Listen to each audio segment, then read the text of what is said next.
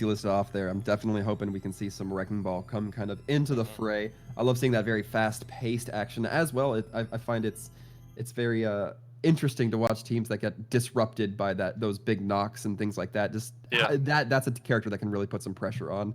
Like looking yeah. forward to seeing how He's teams so, deal yeah, with he's that. very fun because a lot of times you'll find that the ball once he flies in, he can end up in the enemy's backline and just trying to survive by himself. So it's a weird like cat and mouse game of does the team commit the 1 to 2 player characters to try and track him down, or do they just rush in Mhm. and try to get the 5v6?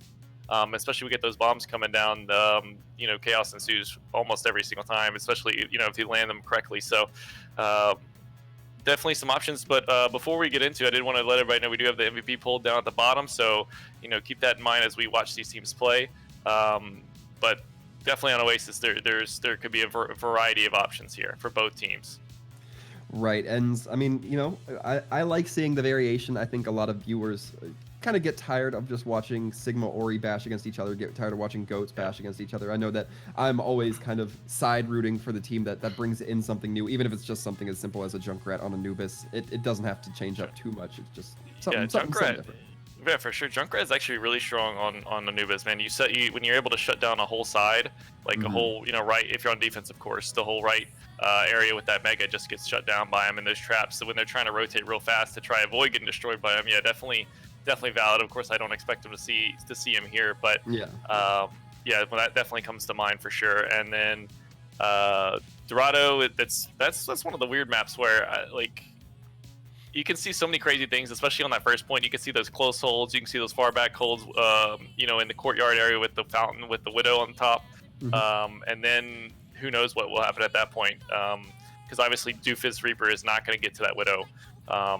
So there's that map is just odd. I've never really gotten to handle that. I hate that map. It's very weird to me.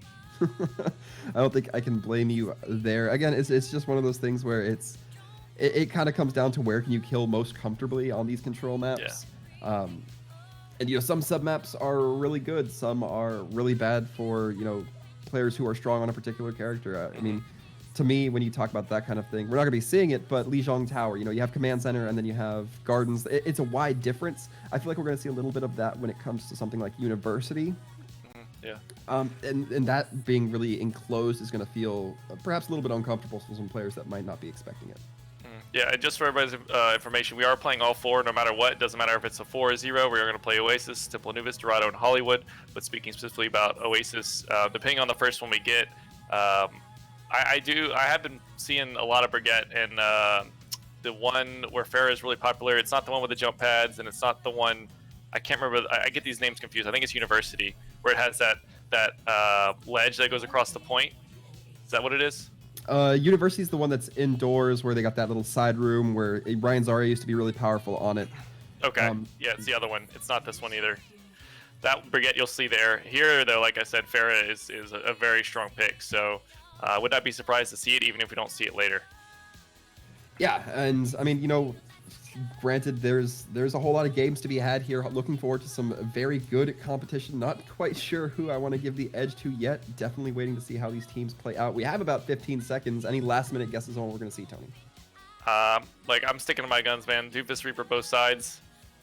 Even though I want to say Farah, but that's what I'm going with. How about you? I'm going to hope for Farah, but probably bank on the safe pick as well. Doom, Reaper, Ori Sig. Maybe a Hog, but probably Ori Sig. Yeah, Hog does bring some strong presence when it comes to the shield break. If you're playing in the double shield, and ability to self-sustain can be clutch. But he just, especially if the other team is playing like the Farah, like you miss that extra shield to negate that damage. And the same thing with the Reaper, he just gets destroyed by Reaper, and then Doom can interrupt his chug. So with those, we were seeing that though, so I'm pretty excited about the Hog. I haven't seen him with Ryan in forever. Oh, they trolled me. Yep, it's a little bit of a bamboozle here. We're going to be seeing both teams. It looks like they're going to be rolling out with the Ori Sig. Looks like I was right.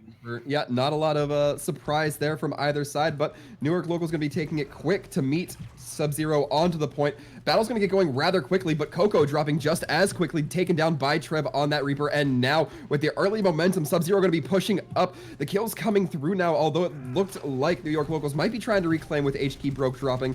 It's not going to quite be the case, as they're going to be pushed back just a little bit to regroup and regain their composure. Yeah, this is showing their strategy in the beginning, because Dapper went behind and tried to get a flank. He definitely got a kill, but SubZero's like cohesion and just pushing forward as one death ball definitely got the most value. So I'm interested to see if they sit with the flanking Doom or they start to do a 6v6 head-on fight. Certainly we'll have to see. The Doomfist going to be going in. Dapper trying to get some damage and doesn't find a lot for the abilities in terms of kills. But HK Broke going to be dropping, ends up being the Doomfist to feed a little bit more into this fight. Suigetsu going to be getting that early kill. And right now the Moira Coalescence coming out from both sides, Nistrik and Empathy trying to keep their teams alive and apply the damage, but it's looking like the side of SubZero on the back foot, as they did lose that Doomfist early into this fight. Moira doing a good job of keeping everybody alive so far, but as I say, that Churro one to drop by Coco, you have to watch out for that Reaper if you're the Orisa. And right now it's just going to be cleanup for the side of New York City Locals, or New York Locals, excuse me, as they're going to be taking the point. Yeah, I don't really fault HK a lot for that. It looks like they had a good reaction, just shutting them down. So a lot of times it can look like you're just feeding, but that's kind of the Doomfist playstyle, right? You like live by the sword, die by the sword. You punch in, you uppercut, and then get out. But props to the Sigma for their team for shutting them down. Yeah, some good reaction right now. We're seeing a little bit of posturing coming up from New York City Locals. They're trying to just be really aggressive on this. And it was looking close for HK Broke. Almost got controlled once again. Going to instead be using the Meteor Strike. Going to be comboing that with the Orisa Halt. Not finding much. Dapper taking them down in return. The Coalescence now once again coming out from both Moiras, keeping everybody up. The Sigma Grab Flux coming up. Going to be dropping just 2 members from the side of New York City, or New York Locals. But it looks like it will be enough to take down Dapper. The kill's going a little bit back and forth right now, but it's looking like this is only going to be working for the advantage of New York Locals, as they do continue to build up that point progress. The Supercharger coming out from Churro, giving everybody a huge damage boost. The Moira Nistrik taking a lot of damage on the side of SubZero. Have to be playing a little bit careful, but it looks like New York Locals are going to give them the angle, pull back just a little bit. And with this, HK Broke going to be taking perhaps that a little bit too liberally. Nistrik taken down by the Meteor Strike for Dapper. It's not looking good for SubZero as things turn around and New York Locals continue to hold. Wow, great plays for them. Like they were down a person and they just kind of regrouped, but didn't concede the point, and just that fight lasted like 30%. So definitely props to them. The reaction time from Dapper, HK was coming down with his ult, and right when he hit the ground, Dapper like punched him into the wall. So their game sense is really showing through about how they understand when we need to back out to play safe, and then punishing them whenever they try to get aggressive. Absolutely, another Coalescence coming out. The Grab Flux coming up, going to be dropping the majority of SubZero down, but not going to be dealing too much damage. They try to combo with Coco's Death Blossom, doesn't find anything either. Now the kill's still coming in for SubZero, however. And now we're seeing it's looking so favorable for them right now. With cash dropping, though, things are starting to turn around for New York Locals. Not quite enough, though, as they're going to slowly be pushed back off of point. It's going to be Hi Jason just trying to buy as much time, but that will just result in them taking the death. Greg going to be the last one to get out of there, perhaps live, but most likely not, as we see them drop to Trev. Point flips over to SubZero. So just as I was praising them for their cohesion, they kind of look very disjointed. There was a great grab, Sigma Flux, but then nobody went in. Like the Reaper had his ult, but there was nobody below them. So when they landed, like they just landed and got healed up, and then they took the fight. So I love to see the Reaper at least be under them, but the whole team should be, in on that since they got all 6 of them up. Should be an instant fight win. It really should, and we're going to be seeing it go forward once again. A lot of ults onto the side of SubZero. They're going to be popping the Coalescence onto both sides of the Nistrik. Once again, going head-to-head with the laser battle. HK Broke, though, really getting some value with the ult, as Suigetsu going to be dropped from the Meteor Strike. And then the Death Blossom coming out from Coco, going to be finding 2 in return. So right now, it's looking pretty good, but Trev firing back with another Death Blossom. A lot of ults being used here, but it still looks like it's only going to pay off for the side of SubZero, who, despite being man down, still holding this point fairly decently. It's looking to be a low man battle. 3-on-3, make that 3-on-2 as Trev drops from Suigetsu. That Lucio, but just in time for the rest of SubZero to drop onto point. Hi Jason having a rough time trying to maintain this positioning, but they're going to be successful getting the rotation through onto the roadside of the gazebo. Right now we're seeing the Grab Flux come out then from Greg. Doesn't look like it's successful in landing too much damage, but it does a little bit of CC. Coco helping with the cleanup, and right now this is the last fight. Both teams trying so hard to win this. We're even seeing a Tracer on the field from Trev, just trying to stall out a little bit. Cash as well on this Hammond, trying to stay mobile, not get pinned down, but it does not succeed as Empathy and OJason take them both down in quick order. The point's going to flip over. It's going to be a question of, can SubZero come back in time? They're not going to be able to. It's going to go to New York locals. Fight lasted so long, the overtime was like immediate, like the quick wick, as I like to call it. So a couple things there, man. Like the fights, they're going back and forth. It's just like, I feel like when New York locals like get an advantage, they like to press it, and it can come back to bite you against these teams because they only need that one character. Like either these two DPS alone can solo just about anybody in the game. You know, if they hit them into the wall through the Doom, or the Reaper with just a few shots can take out anybody. So I think that has been to the disadvantage, because whenever you get a kill, especially with the Doomfist, he's got that 3 or 4 seconds where he's pretty much not in factor, right? He's got his left click, but that's not going to do anything. So that's what I think is causing them to lose some of these fights. You know, and that can go both ways, of course, but that's just how the meta works right now. You can't really overextend because you're going to get punished unless you have all your cooldowns up.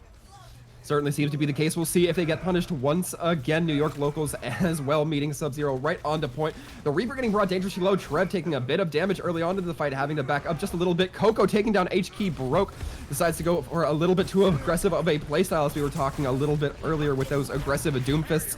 And right now it looks like New York not going to be having SubZero's Arista fell down the hole. Like, I'm not sure if she fell down or she got pulled up, but after that it was fight loss. That's what happened there.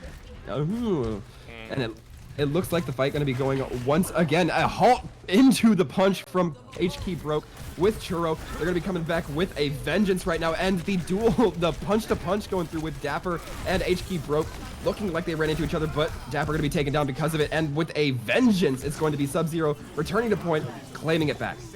Yeah, that's like the exact opposite of what we saw last fight, where the fight doesn't last like 30%. So definitely good for SubZero that they aren't looking at a 50% deficit here.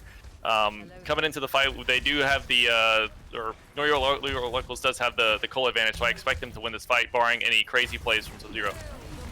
Absolutely. We're going to be seeing Empathy drop that Coalescence once again. No return from Nistric this time around. Empathy taking down Nistric. That's a lot of healing gone from the now defending team, and they are losing members rapidly fast. I would say hemorrhaging members. It's just going to be the Sigma. He drops. HK Broke, not long for this world either. So that's like best case scenario for New York locals too, right? They only use coal, they win the fight. That in theory could come up like mid-fight this next one. So SubZero's got to make this flex work, but with the beat on the side of New York locals, it's gonna be very tough for them to automatically win. It will. Both Sigma's going to be having their ults. Lucio's might be saving their beats for that. However, we're going to be seeing SubZero's once again go down the gut. The halt pulling into the Sig Slam, but with the response, Suigetsu going to be having that sound barrier. Then a Death Blossom, but Trev going to be getting punched out of it. Coco also taking the punch, but this time to the Death Spawn Room. And Dapper trying to get some value with that Meteor Strike. Not going to be finding much, but it does knock the Sigma into the pit. That's going to be a little bit of a walk back time in the most literal sense, but it looks like now the point, once again, flipping for SubZero. Yeah, so pretty much mirror fight, right? Like pull, flux, and then Reaper ult with the beat, where each team had their beat, and then eventually the SubZero pulled it out with the Doomfist ult. So it's just these fights are very close. They could be going either way. It's just one or two ults that come up like a second before, or maybe the pool gets an extra person. It's just the tiniest sliver is separating these fight wins from losses. A game of inches, I would say. Another halt leading into a Coalescence, this time from the side of Empathy. Gets a lot of value for it. Takes down the Supercharger, in fact. Doesn't get any kills off the net of it quite yet. In fact, it's going to end without any kills. But Coco taking down HK Broke, creeping in that side room. It did not look like the side of SubZero was quite prepared for that. Coco getting a triple. That is rather fat. Cleaning up, continually pushing that advantage. Dapper and Coco not wanting to stop. So good job by Empathy of identifying that bongo from Churro that he put down. But at the same time, it was a little too far out. So I think that was a big reason as to why New York locals was able to push in so effectively, win that fight. Yeah, indeed, we're going to have to see a little bit better ult usage. We're seeing HK Broke take a little bit of a sectioned off path from the rest of their team, not playing behind those shields. It's not the best place for a Doomfist, but he's going to get regrouped, and we're going to be seeing the push forward. This time, the initiation with the Coalescence from Nistric, and the punch coming in. HK Broke about to get pulled, but uses the Meteor Strike, the barrier coming out in response, perhaps, to it. Nothing really coming from the Meteor Strike, though. Not a lot of damage, and the Doomfist going into that small room. Maybe a little bit of a misplay, but we're seeing the Sigma grab come through. Cash going to be netting one in Suigetsu, knowing that that sound barrier not going to be in effect.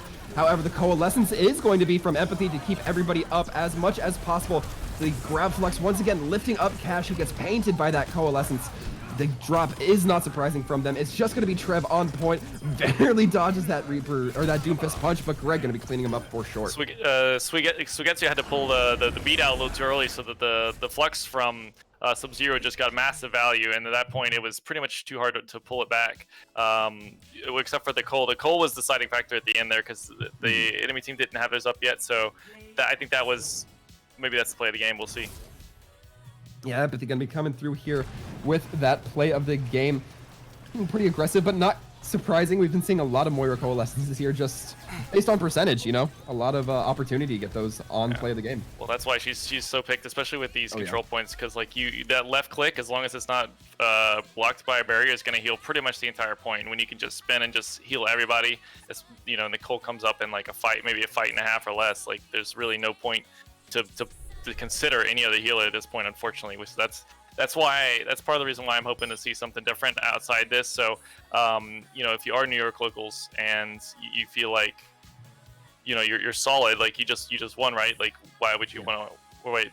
Was that SubZero? I get the names mixed up, I'm sorry. New York locals ended up taking the both points. Yeah, so if you're New York locals, like, you would want to stay with that meta, right? Like, why would you swap up into something else? Whereas SubZero, now you got to be thinking, okay, do we think with the Temple of Anubis we want to try something different? Do we want to go meta again, or was it the map? Or with the map, you know, do we have some strengths here that we want to leverage? So I would definitely expect them to swap, but you know, that we'll just have to see here in a second. But with the different map type, there's definitely, like we're talking about, the Junkrat is a very strong character here. I would love to see a Junkrat. Yeah, I couldn't agree more. I think yes, SubZero can change comp, but I think they're going to have to experience adaptation in any way. They're going to either have to play up to the level of New York locals, or change something that makes New York locals perhaps play a little bit more ineffectively. Those comp switches you were talking about, I think that's exactly a great point. And Temple of Anubis, you know, it's perhaps not the least experimental map we have, you know, in the map pool. Yeah, but then again, when you think about it, like I said earlier, a lot of those fights were very close. They could have gone either way. It definitely was a 2-0, but it wasn't a 9-9-0. Like, they were both going back and forth, and the thinnest of margins separated them. So I wouldn't be too down if I was SubZero, but hopefully you have something prepared for Temple of Anubis, because it is definitely a much different experience. Yeah, I'm excited getting into it.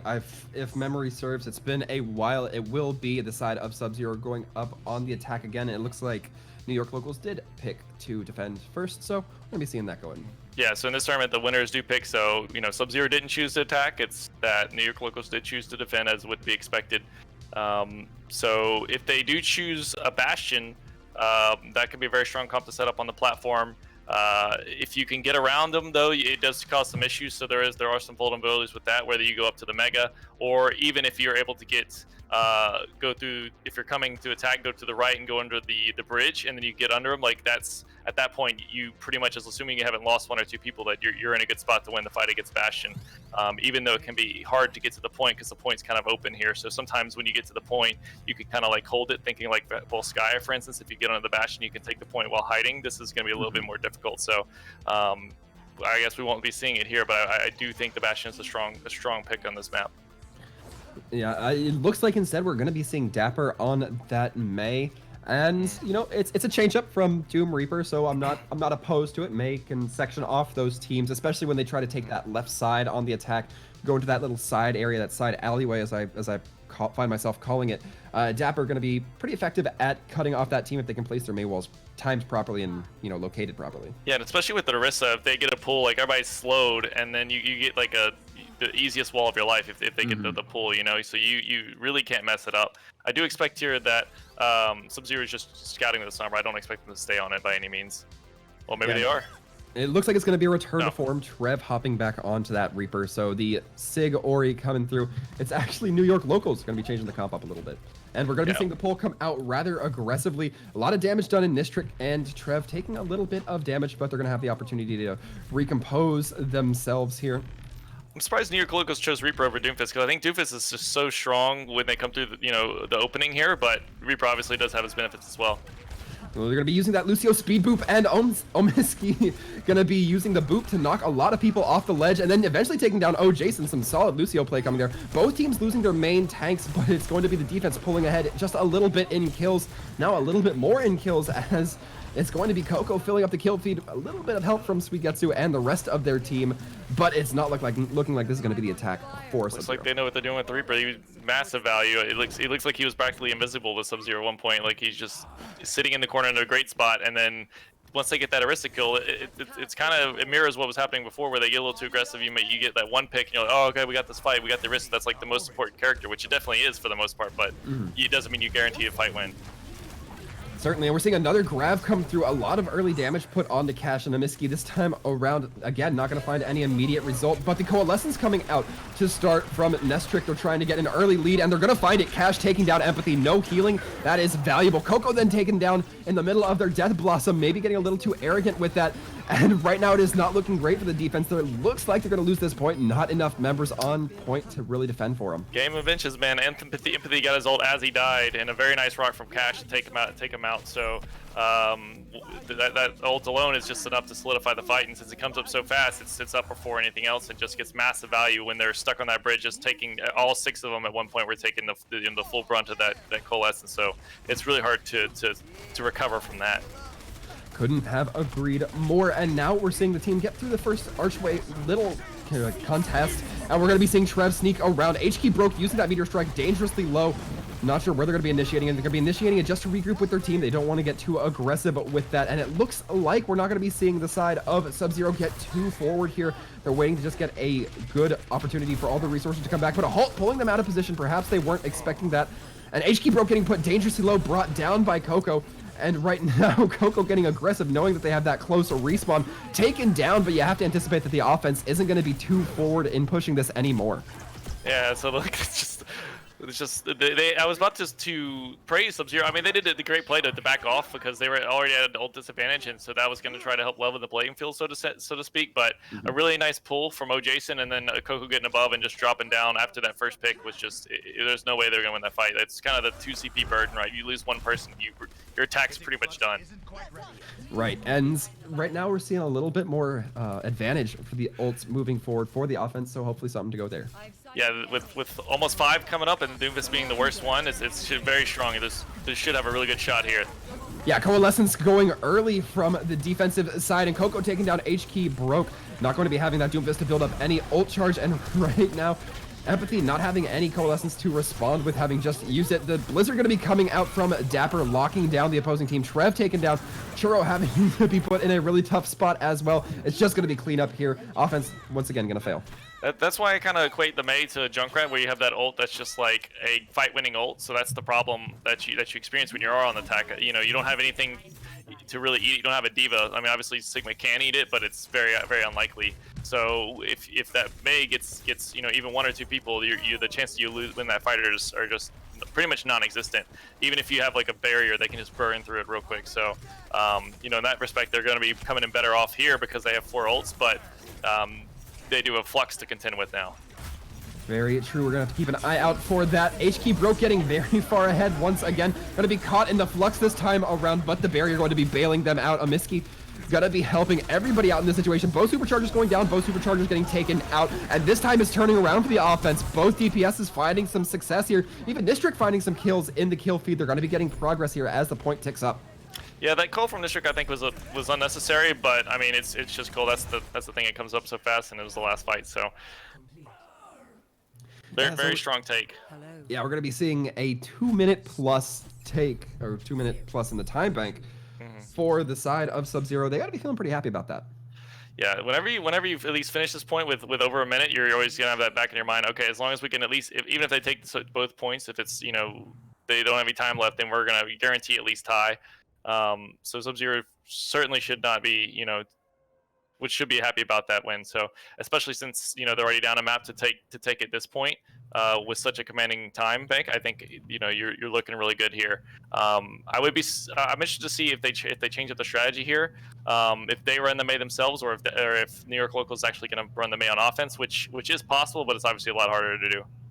Yeah, or we have the best or worst of both worlds, depending on your point of view, but we just have teams go back and forth 2-2, 4-4, 6-6 until we hit like 16-15 or something like that, Tony.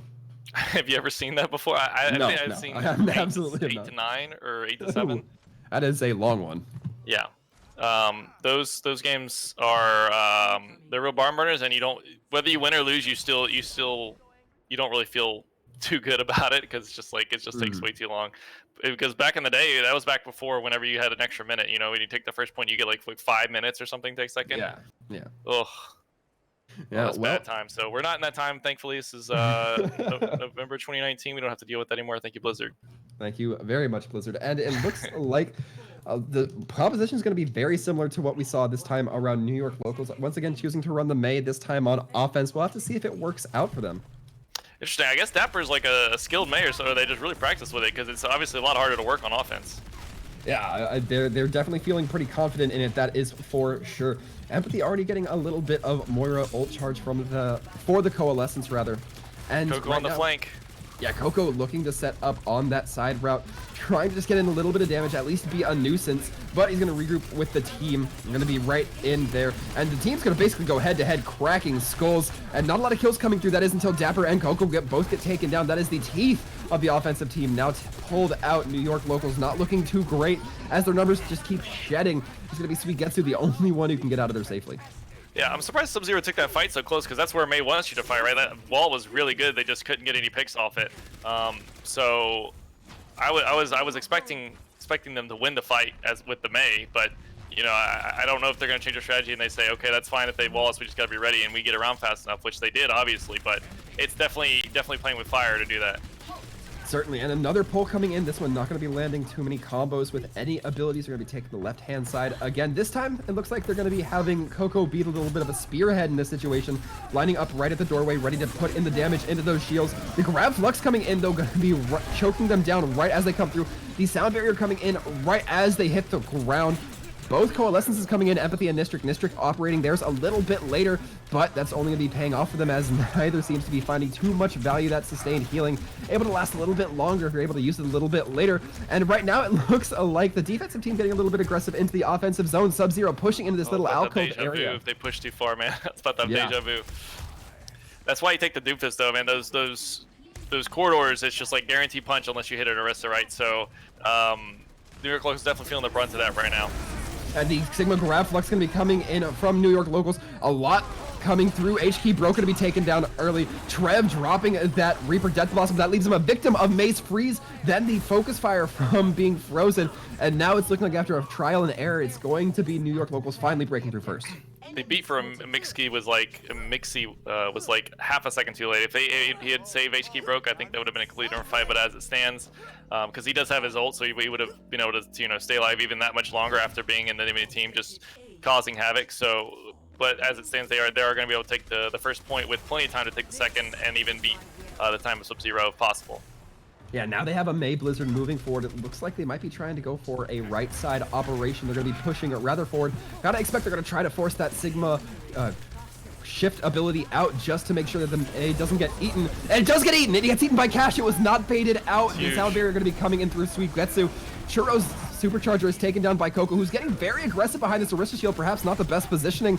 And they're going to get punished for it. They're going to get dropped, in fact. Suigetsu trying to just play that Lucio above. They're going to actually get walled off in that little side room, or they're going to get walled off from the side room. Nobody actually getting trapped from one another. Oh, but we see Trev teleporting to this area, to the sniper's nest above. Greg taking down HK Broke, excuse me, and we're seeing the fight take a little bit longer than either team might be liking right now. Not a decisive win for either, but if the defense can pull this off, it's just going to be time. They've burnt off the clock. Oh, Mixie taking down Dapper. They're killing this team by 1,000 cuts right now, Tony, and it seems to be working pretty effectively. Yeah, there's definitely some miscommunication like going in. Coco was going for the entire team, basically thinking, I assume, that he had his teams at his back, because I assume his fate was down because he just got destroyed without using it. So had that not occurred, maybe the Aristo had shielded it up and they didn't feel comfortable. So you can see both reasons as to why you'd want to go in, and also to regroup for a second. But since they had the pick, it seems like Coco was in the right track. He just didn't have the support he needed. Hopefully they're going to give it another go here. Oh, Jason taking up an early left side position. Basically going into the same spots they were in last fight, but Oh, Jason having to use that fortify ability rather early. The sound barrier coming out from Omixi to just keep everybody healthy, wealthy, and wise. The return from Suigetsu, both Sigma's ults not finding too much damage, but now we're seeing New York locals start to strike back a little bit as they claim 2 kills. However, that does come at the cost of Dapper dropping to Nistric. Trev getting brought dangerously low before eventually dropping. Oh, Jason popping that supercharger as soon as that Reaper threat is out of the way, but HK broke, taking it out in turn. And right now it's just a Moira trying to stall out on point. Churro going to be regrouping with them, but Coco dropping that Death Blossom just to take down Churro. That is solo ulting if I've ever seen it. Trev getting on the point, trying to pop a similar Death Blossom, not going to be successful. Right now it is just a lot of stall here, Tony. Yeah, they're back to full 6, so that definitely it's their fight to lose at this point.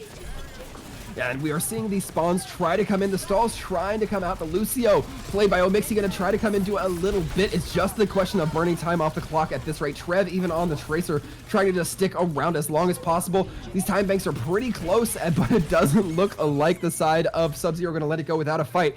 It will end up going to New York, though. It's very interesting how they took that, because you would think that the whole take would be revolved around in the Mei ult, but the Mei ult got eaten, and then they did end up winning later. You know, when he did have it up here at the end, when they were trying to stall, and he didn't even have to use it. So the walls were very good, but in the end, it was just the Reaper play coming in that I think made the biggest difference. Because once he got the support and he didn't get taken out. The one thing I will say though is that Jason's bongos are, every single time I've seen them, basically been taken out by Nistric. So I would like to see him trying to hide those a little bit better, because they're like right out in the middle of the point, and you know that's the first thing a warrior would go for, assuming one of his teammates isn't like, you know, on the brink of death. It's just to take out that bongo. It's such huge value, especially since it's like that beam is so big, is that you can take that out while simultaneously healing nearby and damaging you know, nearby enemies. So that's the one thing I will nitpick. Yeah, I think this is going to be a game of adaptability, seeing who can kind of react to the mistakes, or I guess in some cases advantages that teams are working with here. But once again, Dapper on the Mei, they're going to be up to attack. New York is going to be up to attack first with the lesser time bank. I'm interested to see if they're going to take the fight close again. Like I said, it's such a dangerous play against the Mei. If he gets that great wall off and you can't get the support you need, because these comps will just kill you immediately, because it only takes Mei a few seconds to freeze somebody. Anybody gets frozen in that situation is dead, much less a Reaper, you know, able to destroy somebody in 1 to 2 shots. So I would like to see them take it a little bit later, make New York locals come out in the open to them, and I think they'll have a much better hold first point. Certainly seems like it. Once again, hold coming out, not going to be finding too much value. The left side swing coming in from New York. Looks like they're waiting for their cooldowns to come in, but they're going to get halted because of that. It looks like Churro not letting them the opportunity to rest here. A lot of healing coming in from Empathy. Not as much from Nistric, as we can see by those ult charges, but Nistric going to be catching up quickly. And we're seeing the Coalescence is about to come online already. And just like that, New York basically given free walk through the doorway. And it's maybe a spot you don't want to give them if you're on the defense. And we're going to be seeing Cash get frozen as that grab flux comes online. Nistric to respond with that Coalescence, not going to quite be enough, though, as the rest of the side of SubZero going to be falling. And it looks like New York local is going to be having more success this time. Deja vu, man. It's about the cold timing, because that's the thing, is that SubZero's, they have more damage, as you know, you have a Doomfist instead of a Mei, so you're gonna be dealing less damage with the Mei, which means your Moira is gonna be getting more charge real quick, and that's been 0.1 both times due to that. Yeah, absolutely. And with a minute on the clock, New York local is going to be rushing at the second point, try to make this a snowball fight. And they might get a Cole again during this fight too, so it's looking really good for them, to be honest, especially if they get that Mei ult. It can, just like on defense, they can win you the fight solo on offense as well, even though they have other tools to work with. You heard it here first, folks. Be sure to look out for that as this fight gets underway. Looks like they're debating which angle they want to take. Once again, they've had some success with it, so they're going to go with the right side sweep again. HK Bro getting a little too aggressive there. Going to have to pull out, use their abilities just to escape. And bullies the Sigma a little bit, and we're seeing the combos come in. The Halt trying to get some synergy with HK Broke. HK Broke getting taken down by Empathy, brought a little too low. The grab flux coming in now from Cash, doesn't find too much damage, does take down Greg, though. In the end, it might not be enough, though, as it's going to be just Nistric on point with this Moira, trying to stay alive. The Doomfist coming back from HK Broke. Churro on this Reinhardt change as well, perhaps trying to get a nice pin, trying to get on the point, but the Mei wall coming up, not going to allow the space. The Lucio from Mixie going to be coming in. And the Death Blossom coming in from Trev does not fight it. In fact, Coco taking them down. That Death Blossom not able to apparently outpower, just some shotgun pellets to the head. And Jason taking down Chiro. A lot of stalling coming through from SubZero. They really want to not let this point go all the way. But it looks like New York locals have other plans for that right now, Tony. Yeah, this is pretty much GG at this point. There's no way they can lose it. But I'd like to see. I'm not sure about the Rhyme pick. I don't know if that really is good for stalling. It kind of just run into the Orisa and just get dunked on, which is what happened there pretty much. He did last longer than I thought, but Jason again, his bongos are getting taken out, but obviously it didn't end up to affecting them in their attack for the most part. Even though the Reaper shortly after Death Blossom, so I don't know how much more effective it would have been had that bongo still been up. But generally speaking, I mean, you got to be happy with it, right? You do get the 4th point, and with the Mei that you're able to do that, I think, especially if you use it right on defense, like you can get a 1st point hold real easily with the Mei. I'm definitely looking forward to that. We do have a few more seconds before we see the comps come out, but I'm already going to be placing money that we're going to be seeing Doom Reaper one side, Mei Reaper other side. Yeah, it looks like that's exactly going to be it. Yeah. So I just want to take another second again, remind you of the MVP based on who you think has been shining. I know I do give a lot of attention to the DPS, but you can't underestimate the supports, especially with Empathy being key to getting those opening picks. I think his play has been really good. Granted, it has been part of the fact that he's able to farm it so much faster because of the comp that SubZero is playing, dealing more damage. But he's keeping his team up in higher pressure situations. So you got to give him props for that.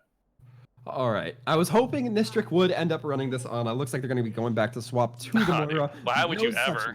No such luck. I was hopeful. I was hopeful for the utility coming through, but we're going to be seeing. It'd be an absolute throw. Absolute throw if you did that. Not even joking. SubZero coming in, the pull coming in. Nistric getting taken down rather early from the focus fire. Greg taking them down with a couple of those orbs, meaning Nistric not able to build up that coalescence as much as they might like. They better be careful, man. They're gonna get rushed on here with the Mei. You're gonna get corner off. Yeah, that's exactly what New York locals are going to be going for. They're going to push onto it a little bit. They're only going to be getting the kill onto Omixi and Cash as they back up a little bit to let their opponents regroup. The one good thing is that Empathy hasn't built up his coal or any ults really, so it wasn't like too expensive to fight. It didn't last long, so they didn't like give any ults over. So that's the one good thing. But they definitely, it's just an unfortunate pick. Certainly is. This time the halt from Jason going to be a little late, not finding anything as they needed to. Coco hanging up on the trying rafters. To be a little cheeky. Yeah, trying to get some early damage in, not going to be finding it, however. And with this, the Mei wall coming out, however, a lot of focus fire onto one of those pillars, breaking it down, making sure that everybody has a little bit of freedom of movement there. And Dapper getting brought dangerously low, but not as low as Churro, who does end up dropping to Coco's the Reapers. Yeah, Trev getting sectioned off, but Nistric tries to fade, but doesn't quite get around the wall, and because of that, Greg's gonna punish them. Cash brought dangerously low, and with no Moira to heal them, they're relying only on Omixi, not able to keep them up. And with that, Trev gonna nope on out of here. Try to anyway, but gets pulled back by a halt. Does end up escaping though. It's like they always like run into this Mei. They go through that same way every single time. I like them to take a second and think, about their other options, because there are other ways to go against this Mei. It feels like it's running straight into the biggest strength that New York locals has, to be able to section you off and just pick you apart. All right, they're going somewhere else now, so I like this. Yeah, it looks like they got a mic in the caster stand here. They're going to be going that other route, and now it's a little bit of a reversal of situation. SubZero taking point on point. And now it's going to have to be New York trying to push into them, but the early kills going in for New York. Coco pushing into this side room, taking down a lot of them. Looks like there's not even going to be any opportunity for a contest here without serious rush. The play was right. Just the thing is the SubZero had the ult advantage. So once they burn all their ults, it's not going to happen. So I think the strategy was right. They got there in time, obviously, and with everybody up. But once you start seeing all those ults come out, the pool obviously an ult, but the pool coupled with the flux and the coal on you at the same time, it's just gonna be tough. So yeah, unfortunately going to be the case, but that's all right. We will see a round 3 going in here real soon. We're gonna be taking it to Dorado. Yeah, so there you go. That's what it looks like when you're just calling into your whole team and section off, and you got like the nice little area you're working with. So I think that was the biggest. Oh, I tried to vote for somebody. I can't vote. Dang it.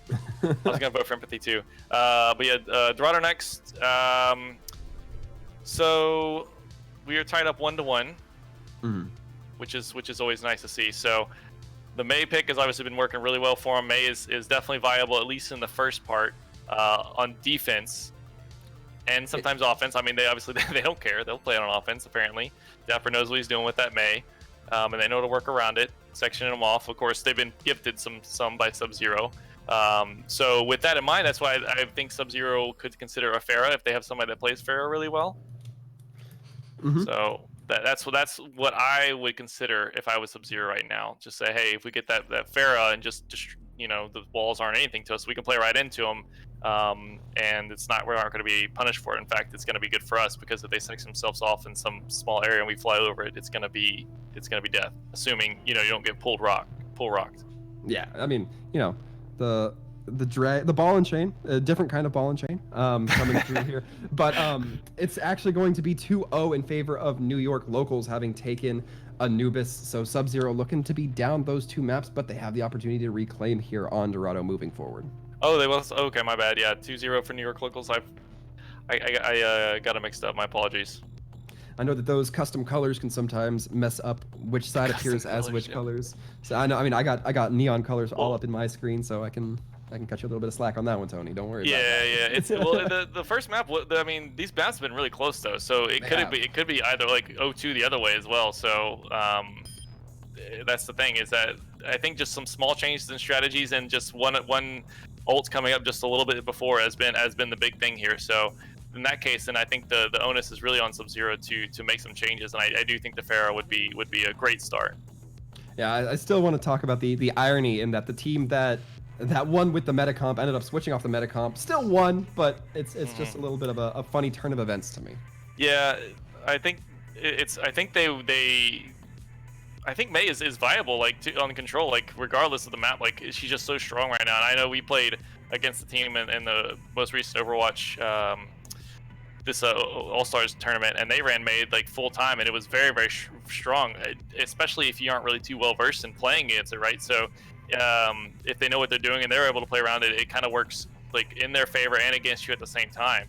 So yeah, that, you know, to adapt on the fly is really, really tough, and you can try all these strats, and I assume that the team that's comfortable with the Mei is going to be comfortable playing against some of its counters. But it looks like, well, I'm not going to call anything just yet. Well, for the defense, I guess I can, because they are going to start with the pharmacy. So once again, New York Locals is the one that's changing, despite winning.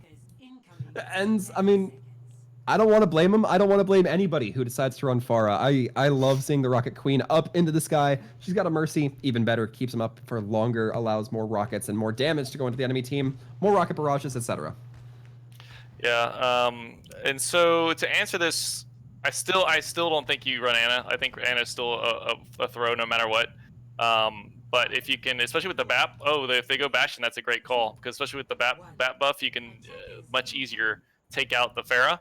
And so that does open up to where you can play. I guess you can make BAP Ana work. So I'm interested to see, you know, what they do with this and how they play it. But it does look like they're right strat with keeping the Mei as the focal point of the point, per se, and just pushing it. Right, and they're going to be setting Trev up on that Bastion, this time not on the cart, but in the doorway, perpendicular across the way from that little high ground that the side of New York Locals trying to hold onto. Not going to be finding too much success on that high ground, and because of that, we're going to be seeing a rotation from New York Locals. But the Bastion just gets set up back again, this time taking a little bit more possession of the high ground, deciding to get up, readjust themselves just a little bit. Sleep on the Pharah. If she got slept. It's going to be Cash taking them down off the back of that sleep dart, and the Bastion still just pouring bullets in. The Bastion getting saved by the Mei, or perhaps hindered by the Mei, depending on how you see it. But now it's a little bit of a game of catch-up for the defenders who have to try to make it to cart to contest. Yeah, this Bastion, he's just going to start. It's a shooting gallery at this point, man. There's no way they're going to be able to turn this fight, because the spawns are just so far. There's no way. Yeah, it's not looking great. In fact, that's going to be a quick first point for the side of SubZero, getting those points and getting that progress early on in the fight. Give them a taster on the medicine with the Mei. So far, so good, and especially boosting the Bastion up. So it looks like they definitely know what they're doing here, and they're well versed in this. So looking very good. I would really like to see them take a map from them and give us you know, a close battle. And we can already see Sigma Ori trying to combo those abilities. The Halt Rock trying to come through, not going to quite coming behind too much. Yeah, it's going to be Coco just creeping, crawling, try to find that value. But the immortality field goes down right as he gets set up. Trev taking down Dapper is the only kill that's going to occur because of that Greg dropping from HK Broke. DPS looking so good, some really heads up play from Mixie in response to that Reaper, or perhaps in response to everything going on. Empathy and Sweetcuts are going to be the last ones on fight, but not for long. You can tell that SubZero they know what they're doing with this. Their reactions, like even though they ideally should have heard the Reaper, but a lot of times the comms can be too flooded. You don't really hear the Reaper walking right next to you, but they just reacted really well, and they're keeping their cool, which is really hard to do sometimes with a Reaper is on your face with the Bastion comm. Yeah, and we're going to be seeing the Bastion just posted up on this van trying to put down that damage. The Blizzard coming out, that leaves a lot of people very vulnerable to this Bastion fire. And HK Broke, however, looking to get in some kills as well. It's kills just coming in thick for SubZero right now. They have yet to be stopped. Yeah, HK Broke is showing Dapper that he knows what he's doing too. Dapper's going to try to counter him and say, okay, all right, I know what I'm doing here. I can show you how to Mei as well. That Mei ult was like perfect. It was right where they wanted to come between the Bastion, and like there literally was no way to get to him unless you went all the way around, and by that time you were going to be just dead. Yeah, we see Trev setting up this little bit of a crossfire position, not allowing that forward hold to come through from the defense of New York Locals. Again, the immortality field coming in, keeping Trev alive. Mixie trying their best to keep this Bastion up, and I think they're doing a damn good job of it so far. Oh, you're getting paid for it too, man. The reactions of Mixie, you gotta give him props for that, man. He's not getting picked. It's so easy to just get one or two shot without realizing what's happening by the Reaper, but that's been changing a lot of these fights for them. Yeah, that's everything. If you lose one piece of this puzzle with Bastion BAP, you're gonna lose. Yeah, the Baptiste ult coming through. Cash using that grab flux to lock everybody down, put him in the air, make him a nice clay pigeon for Trev. And with that, the supercharger coming out, it's looking like the death tolls for New York Locals just don't have the manpower to really hold here. Trev on this high ground can't really be contested. 4 minutes left on the clock as SubZero takes the cart to third. Doesn't get much faster than that, man. They're playing it so well. They really just know what they're doing, and the Reaper from New York Locals is just getting nothing. Like he's getting some value, but like you don't get any value, and then you get a bunch of value, right? Like you're shooting the immortality field, and that's like you're not doing any real damage. But then once you get that, and then you gotta start hitting the Bastion, and then obviously that's not gonna stop anything. He's just gonna keep firing with the highest DPS in the game until you kill him. So you either get the support you need or the time you need to get that down and actually start, because once you get that Bastion, you're going to win the fight basically, unless you've lost like 2 or 3 people. So it just crumbles at that point because they're not really set up to do that. So they need to adjust their strategy to say, hey, we need somebody else to go in there to help this Reaper, or we need to try a different strat, like a poke strat. Well, obviously in retrospect, but assuming that they're going to play it on defense, to just be prepared for it. Say you can't just keep running that same thing and just assuming that you just kind of misplayed a little bit. I think he was doing what he needed to do because he got right up in the Bastion's face, which is what you want. But it's just the overall strategy just didn't work out for him. They just looked really uncomfortable throughout that entire defense. Yeah, discomfort's kind of a good way to describe exactly what we saw coming through from the defense there. And they're not done having to deal with Bastion yet. Trev popping it out onto the defense. Let's see where they position up. They're going to be running HK Broke with that Mei once again, giving Dapper a run for their money. And I'm going to go ahead and doubt Coco on this Genji, but I can be hopeful. Yeah, he's like, well, maybe if I could just deflect, I could kill that immortality a lot faster, right? That's the strat. It's just easy kill. The problem with playing against the Bastion is that it's so strong in the neutral fight. So even if you don't have any ults, like it's just like the DPS just left click is just ridiculous. So they definitely need to get it started and get the other team SubZero uncomfortable. And it looks like, speaking of discomfort, New York Locals not really comfortable pushing the cart that much. We're going to be seeing... They need to get underneath them. It looks like Coco's trying to get around, trying to find something, but the kill's coming through Dapper onto Trev early. And Coco catching HK Broke in the loving embrace of Reaper's Hellfire shotguns. The Mei wall's coming up from both sides, putting a little bit of a sandwich onto the defensive SubZero now. And right now they're looking a little bit like a tin can just getting crumpled up here. And the Mei wall coming up, sectioning off HK Broke once again, the Mei sandwich. That Mei gonna not be long for this world, however, as the attacking team once again riding through first point with very little resistance. Oh my gosh, that Bastion should never get pull rocked like he did. Like that was definitely a misplay because you don't need to get up because you're gonna win the shield war. Like they either the setup originally was off or miscommunication was bad or something. But you should never really lose that fight at range, because you should be destroying their shields, and you should have like unlimited shields. You have the Orisa shield, then you follow up with the Sigma shield, then the Sigma suck, and then you can do what you need to do with the immortality. But you should never really be losing that. So that was really awkward to watch. So I hope they get that short up. Yeah, Suigetsu going to be falling. Imagine it won't be that punished as they're already back into the fight. The Halt trying to come in, pulling Treb off that high ground, but the Orisa shield comes up just in time. Anti-Nade's trying to come through from Nistric, not going to be landing. Coco dangerously low right now, just trying to find an angle up below this Bastion, but not before Suigetsu gets taken down by a hailstorm of bullets. And the cart still continues to move, is the advantage of the offense here, but it will be HK Broke on this May, trying to do a little bit of contesting, a little bit of stall. And right now, with New York locals locked in behind this charge, it's going to be a tough job for them to get in. All they do is just speed under him and then just start going around. Like, they need to abuse the fact that he won't be able to see under the bridge. So as long as they can make it in there or in bank, they're going to be in a really good spot. Yeah, Coco trying to get a little backstab going through here, and he's going to be going up onto the Bastion. Coco pumping Trev full of that damage. He's going to be finding the kills. That is crucial for the offensive team here. Coco going in with the Death Blossom, claiming 3, claiming 4. It's going to be it. The cart continues to move. It's obvious that their attacking way against it is a lot stronger than their defense. So the Coco doing a really good job getting up the top around and flanking. At the same time, the pull was great, and they were able to get under the bridge without losing anybody, so that's a recipe for success against the Bastion defense. Yeah, you can't argue with results. As we say, Nistric ready to have that nano boost. As the cart continues to move through third, it looks like SubZero are going to be holding back a little bit farther as we see the teleport from Trev, who switched off the Bastion, come up onto that high ground. The nano boost onto Trev, just ready to put some damage in. Going to be taking down Jason, but Churro falls in kind. The boot from the Lucio prevents Trev from prying those shotguns too far into the bellies of his opponents. And right now it's just a little bit of a shield battle. Lucio and the Reaper for the side of SubZero. A little bit sectioned off. It's not the way you want to be. Dapper dropping that Blizzard. Going to be crucial in helping win this team fight if they're able to get the kills off the back of it. Cash getting frozen, but kind of ignored in this situation. Doesn't get punished at all. In fact, drops the Grav Flux. And Suigetsu gonna be killed because of it. That Lucio just stuck in the air like a piñata, ready to be cracked for their candy. And the Coalescence coming out from Empathy does not able to heal up Dapper as quickly as they might like. And this time, HK Broke gonna be dropping that Blizzard. But again, the Sigma almost getting unpunished in that freeze. This time, however, it's gonna be both of them falling.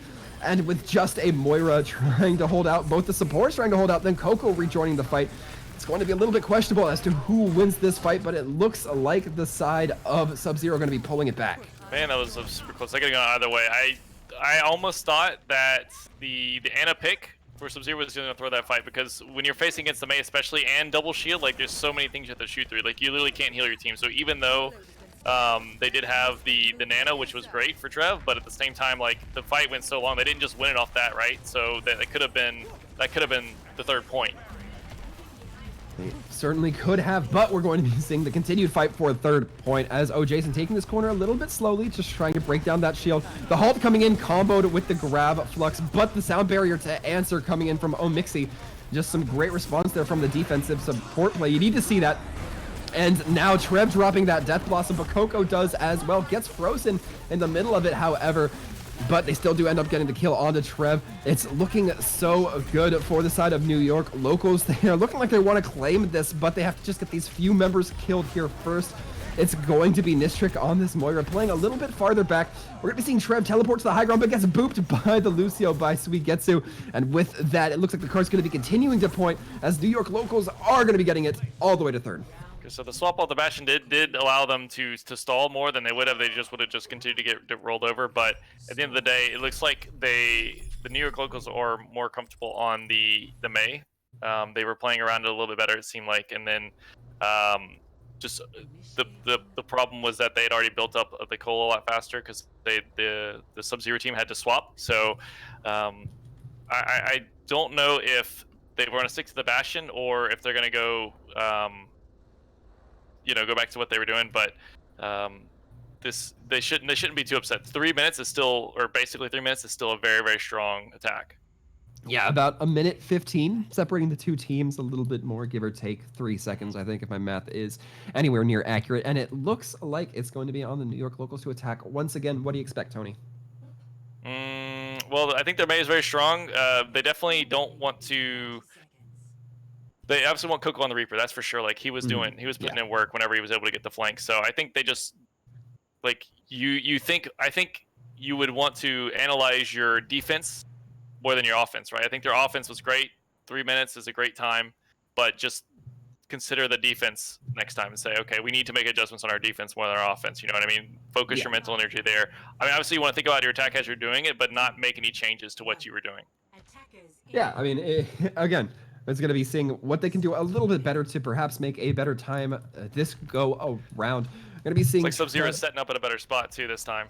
Yeah, they're going to be getting those longer angles, pounding down some bullets down the lane. And Trev already putting some damage into those shields despite getting hoisted up by that Maywall. No real abilities to combo with from any of the team of New York locals. But again, Trev getting brought up, unable to rain those bullets down as the Maywall is now restricting a little bit of vision. Suigetsu going to be taking down Cash. That is not a drop that SubZero wanted to suffer early on. Dapper continuing to be on Trev, repositioning that Bastion whenever they get the opportunity, and because of that, Trev going to be falling. The Immortality Field coming out from Omixi, but not going to be enough. Dapper continuing to take down these enemies. HK Broke might be the last May standing rather, but with the cleanup, it's going to be continued progress for locals. Man, the walls from Dapper are just on point, man. He raised up the Bastion the first time and which netted them the first kill, and the second time they got the Bastion killed because he sectioned the Bastion off from the Immortality. So their attack with this May, they know what they're doing, and it's plain dividends. It's so strong that they immediately have to swap off. SubZero does up the Bastion, which is definitely the right pick. Yeah, I can't disagree with that decision. New York locals continuing to push a little bit forward as the cart is stuck in this dead lame duck phase, as I'd call it. But the Maywall's coming in, and now the defense getting a little bit ahead of the choke point here, trying to make some progress though, trying to just really put their feet into the ground. But Trev going to be finding the first kill onto Jason, and with that is looking like just a slobber knocker of a fight. A lot of abilities, a lot of damage going through here. Coco claiming 3 in the back of this fight, and with that, it's just going to be Omixi. Oh, sorry, man. The SubZero did get the first pick, but since, New York locals have been on that comp from the beginning, they had the ult advantage. So that's kind of why they lost it. I mean, it's definitely not ideal for SubZero, but when you consider that they did burn so many ults, like it's not that bad. Nicole alone can win you that fight whenever it gets scrappy and everybody's fighting in a line like they were right up that street. So. Yeah, certainly a lot to consider here. New York locals waiting for Coco to perhaps get that Death Blossom up. He is posted up on high. Omixi taking down Greg. The lack of a main tank going to perhaps be a cut in the thigh for the side of New York locals. However, it doesn't seem to be the case as they pull kills from the mouth of SubZero. They continue to claim these, with Cash being the last one to fall. Continued progress on the cart. Okay, so my monitor just exploded with all those ults there, man. They just blew just about everything. Coming up, we have Bongo Flux from SubZero versus the Flex of New York locals, but doesn't even look like they'll have time to contest, so they get sectioned off, so it's gonna be very hard. Yeah, Shiro gonna be dropping that supercharger early. And then the grab flex coming in both from Cash and Greg, both gonna be finding one Suigetsu and Shiro, both dropping to the ultimate there. And right now, Suigetsu not able to build up any sound barrier as they might need it. Trev taking down a heap of members from the offensive side. New York locals gonna be cleaned up. It's all over, but the crying and, of course, the attack phase. I thought SubZero had lost that fight once they lost Orisa because they traded Lucio for Orisa, which is definitely a great trade. But the Lucio came back in time and had the beat. So the very, very strong defense.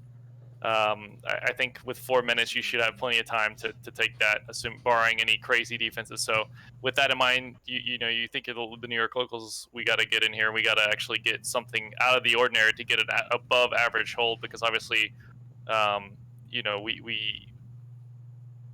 we just don't have that much time. Or sorry, we don't have that far to go. But they don't have that far to go. Sorry. Yeah, I mean, 4 minutes. That's a lot of time bank to be looking at. But I mean, New York's gonna have to adapt, not only to the degree that SubZero adapted, but even better, because New York had less of a time bank. SubZero going to be working with more. So New York really going to be in a spot where they have to make decisions kind of quick if they want to be on pace. I mean, I should say almost got it to second point, so they're not feeling too bad about that. Not the worst spot, but you have to anticipate the Bastion's probably going to be coming out from the side of SubZero again.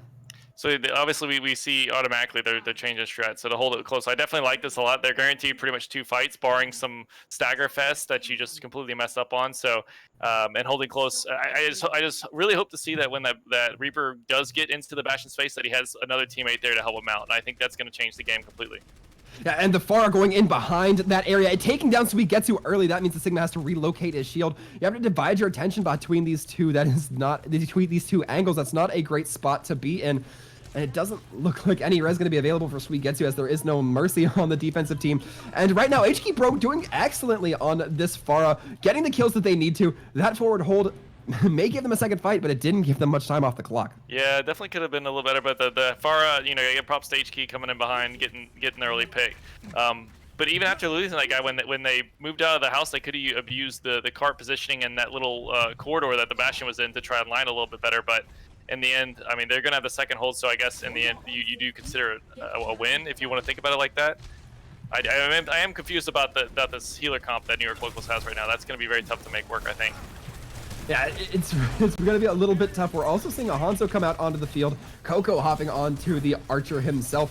And right now taking a little bit of an off angle from the rest of their team, not playing behind those shields. Going to be taking down the Immort field. HK Bro getting a triple kill off the back of that Rocket Barrage. Making a quad after Coco has dropped their body. District also going to be falling, but Coco not enough to pull this cart from first point. Yeah, this Ana pick is not going to get much value. Like, it's nice to shoot the Pharah, I guess, but otherwise it's not going to do it. The chances are you aren't going to get like that big anti-nade that turns fights with how many shielding is going to be all over that Bastion. Obviously the Pharah is just going to be abusing you. So that Pharah, like, his #1 target is going to be the Ana, and he should be able to make it to where Ana is just only thinking about herself and not able to do anything else. Yeah, it's going to be very tough to have to deal with this Pharah threat. I think we've seen already. Oh, Jason's shield already getting broken. And right now, the Concussion Blast coming out, separating the Mei onto the low ground. Dapper having to play a little bit by themselves if they don't get regrouped. And it looks like exactly Cherno is going to be playing to help out their Mei. This Hanzo still taking this high position, perhaps trying to get the damage onto HK Broke, but it's projectile versus projectile. Not a lot of damage going either way, and this is just continued cart progress.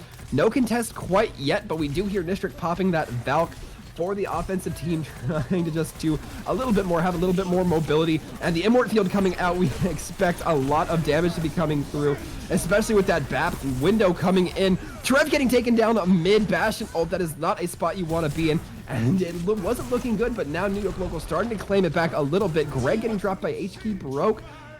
And then the grab Flux coming in and be dropping a lot of players. Coco taking massive damage burst, followed up by some cleanup from Cash. This is not great. Dapper just trying to have to stall out Cart all on their own.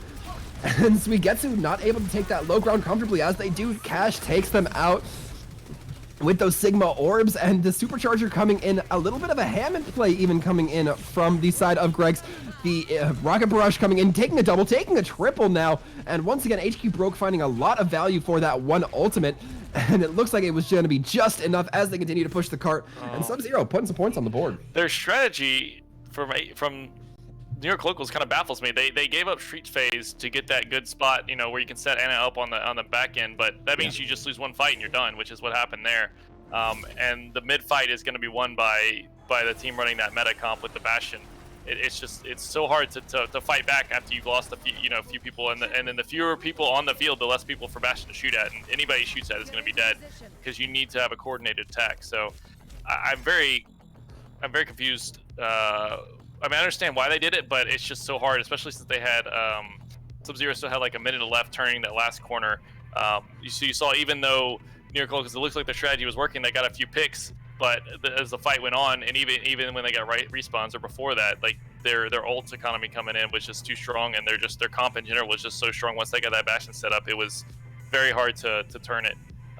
So I understand. I don't understand the Hanzo as well, because you really need that extra DPS to go into the Pharah like effectively. Otherwise, he's just shooting at air. You know, for the first half of that fight, it seemed like. Yeah, I don't think I saw a lot of damage coming through with the Hanzo, but I want to say, just throw in some quick stats, some quick maths up there. 2 Rocket Barrages, 7 kills between all of them. That's some pretty good numbers. Well, that last one was in an Immortality field, so they didn't even feel the pressure on the Bastion at all. They're like, you know what, Bastion, you're 100% fine. Let's set up a Immortality Barrage, and it's just beautiful. It was great. So that's the thing, though, is that you when you have that comfort level, you're not being pressured. You can think of very strong plays like that, because I don't think you would usually think about it if your Bastion is going to die, because if you would never want to give up your Bastion for your Pharah, right? So he's like, I have this, I'm not going to use it, let's pull this out.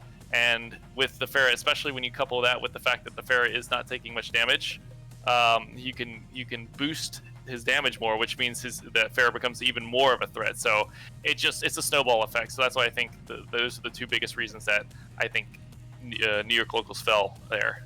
Yeah. And as we continue to talk about the Bastion, Tony, we're going to be going on to Hollywood. SubZero has, since they won the last map, elected to defend. Do you think we're going to see the Bastion Cafe? It's so strong, man. I don't really see a good argument not to, unless you're not comfortable on it or the other team has you already figured out, which so we're going New York locals first and SubZero on the defense. SubZero has been our Bastion team, so I don't really see any reason why SubZero would not do it. So yeah, that's the thing with New York locals. I think what they should do, was a great strategy on Hollywood, depending on the other DPS, especially if they play like a Mei. You can play a poke comp, so you pull out the Zen, you pull out the Hanzo's good, you pull out the Pharmacy, you pull out the Orisa to shoot it, and then like a Hog or something. And that's a very strong comp if they set up in the cafe. I would love to see that. There's a lot of heroes you listed in that comp that I start salivating for when you start. Because you haven't seen them, you know. Yeah, you talk about Zen, you talk about Hog. I'm gonna lose my mind if that actually comes out. It's real. Like, I've run it to great success. Well, Zen and Hog is very underutilized, but it's very good if you can get the Hog in position to start taking out that shield. Yeah, I mean, we talked about the Hog's shield break before. It's got his right clicks particularly at range have some pretty fair power to him, I'd say.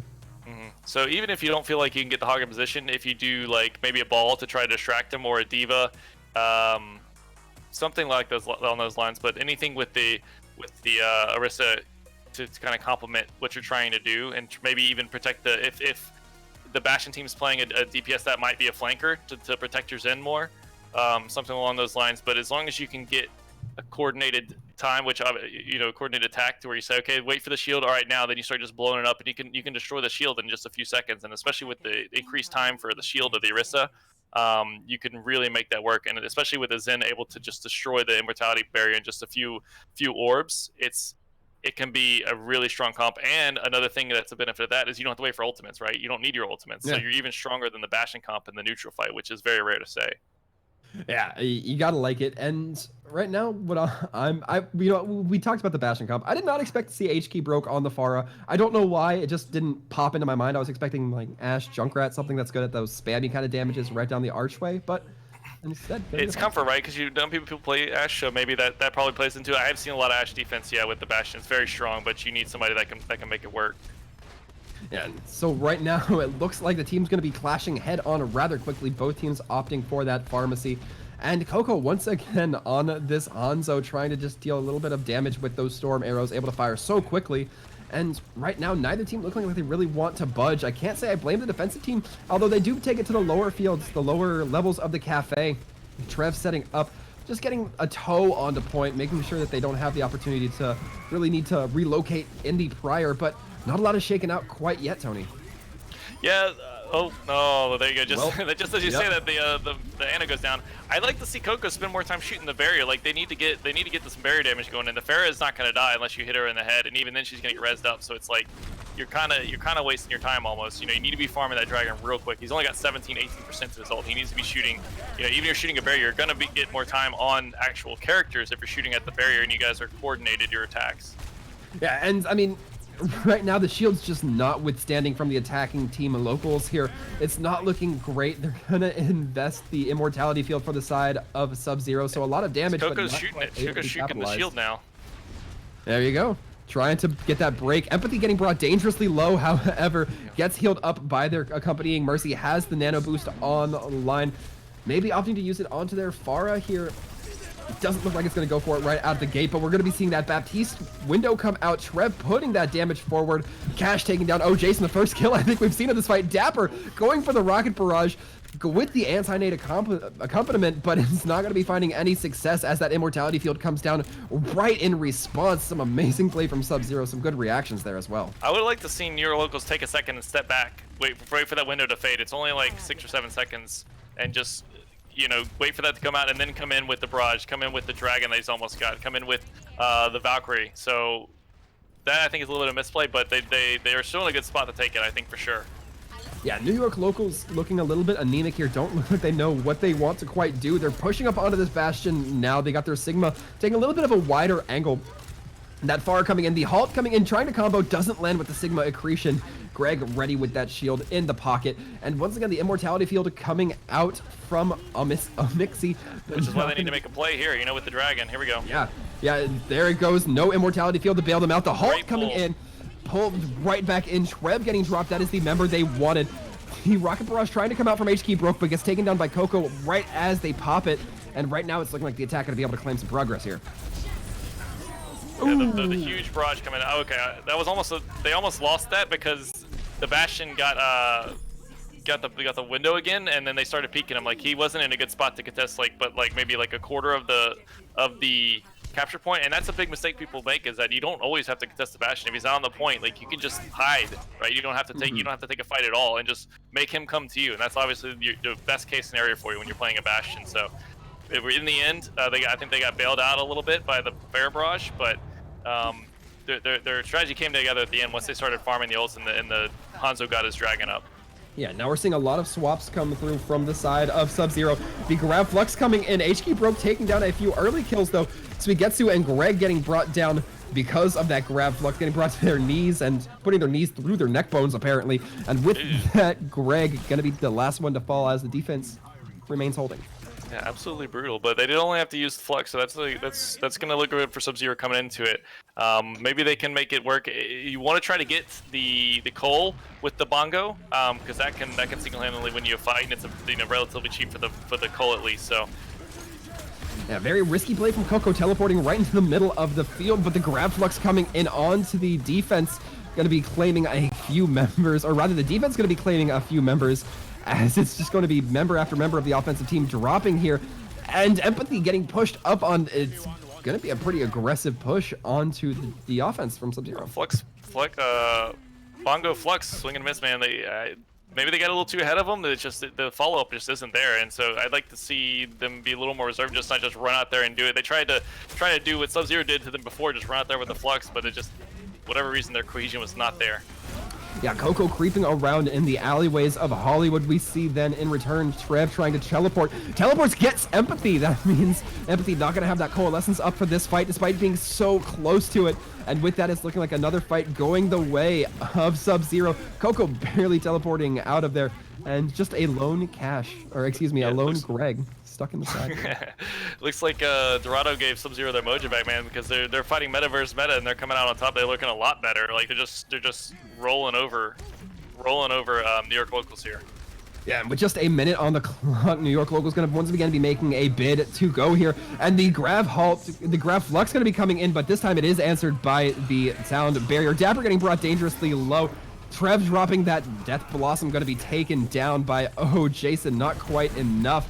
And right now it is looking so messy, but it is going to be a little bit of progress for New York locals. They get the kills, they're cleaning up, and they're getting some progress. This is exactly what they need in this fight. Yeah, Trev had a great position on his Death Blossom, but unfortunately this got a little distracted. He was calling, and I think he was healing his Sigma at the time. But whenever you hear that your Reaper's ulting, like you need to make him a priority, like keep him up, and he's going to do great things. So a little bit of miscommunication there, where he maybe didn't know it was coming out that fast. But if he kept his Reaper up, I think they would have taken that fight. Certainly seemed to be the case, and we're going to be seeing once again. Oh, it looks like Dapper tries to go for the punch, but gets stunned out of it. And because of that, just a lot of damage getting applied onto them. And it looks like some of the offense on the back foot, trying to get away to get another regroup for this next team fight. They need to not lose any members, but in fact, they're going to swing back. Jason and Coco trying to reclaim a little bit, and now they're rushing forward onto the point with the numbers advantage, and it looks like they'll continue, but can they make it to second? Throwback to Anubis, where you get up a player and then you feel like you got the fight for sure, and then you get turned around. That's just how this comp works, right? You run right into the waiting arms of a Doomfist Reaper, and you're just going to drop. And Trev trying to teleport onto the cart, trying to get a little bit of stall, not going to be successful, as that second point does eventually get unlocked. They're really going to want that back, especially when they have the Flux and the well, this fight is even going on. They're just gonna keep on staggering them, and then like who knows how far they're gonna get it before they're gonna get a 6v6 again. Yeah, this is kind of lost money for SubZero. Although there are nobody on the cart though, so. Yeah, I mean you gotta push the cart to have any progress. That being said, and the most conventional of Overwatch wisdom, but you know now we're seeing still this forward hold by the Reaper Coco, just getting a little bit of damage, making the team stagger a little bit for SubZero. Yeah, so what that flux is from 80 yards away, but see if they can make that happen. Yeah, the flux coming in. A lot of ults getting popped right now. Sound Barrier, Coalescence, Meteor Strike, Flux. It's all going off right now. Dapper gonna be dropping the Meteor Strike. H-Key broke, dropping right on top from playing the Doomfist Leapfrog. The most painful type of Leapfrog, but not as painful as the losses that the offense are taking right now. They're taking so many lost members right now. It doesn't look like they're gonna be able to win it. They won the fight, but it took 5 ults to do it. That Flux came in, like he was coming down, like he just left the point and he did it. He was like flying in using the absolute maximum range. So I think they could have done a lot more efficiently. Certainly. I'm really surprised about this May pick though. Yeah, Dapper perhaps trying to reclaim some of that mojo. Coco on the high ground. Omiski trying to just get that benefit back. Coco, however, going to be rocking them back with the Death Blossom and then claiming a lot of lives. Dapper, hearing your doubt, Tony, claiming the lives with the May. And then the push forward continuing to come from New York. I think that's more of the Reaper ult getting massive value than the actual May. But yeah, he definitely, I mean, and it's going to be, the thing is that now the May's value increases substantially when they have to come into you. You can wall them off from the point, and you left click whoever's inside, so definitely a good pick here. Yeah, we're going to be seeing Miski try to push people past the Orisa shield. Trev getting some good value with that Reaper Death Blossom. However, Dapper continuing to try to focus down iced targets. Cash getting shut down or getting locked down, but not killed in kind. And with that, Suigetsu going to be the last one to fall. It's not going to be the third point for New York. Yeah, SubZero doing a very good job of keeping them from taking 3, but I think that if you are New York locals, you're going to be happy about that. The way that it was looking, it looked like they were going to take second point. So I would like to see them swap to use the May more, because their May has been so good. I really think that's where they shine the most. Even though you know, they could pull out the Bastion offensively on you, like it's possible, but still, if they hold close, you can really punish them. So I don't know if they feel comfortable in the Bastion like SubZero does, but I think that would be what I would do. Just hold close, get the May, just start walling people off, and then just snowball the fight. You know, it's May.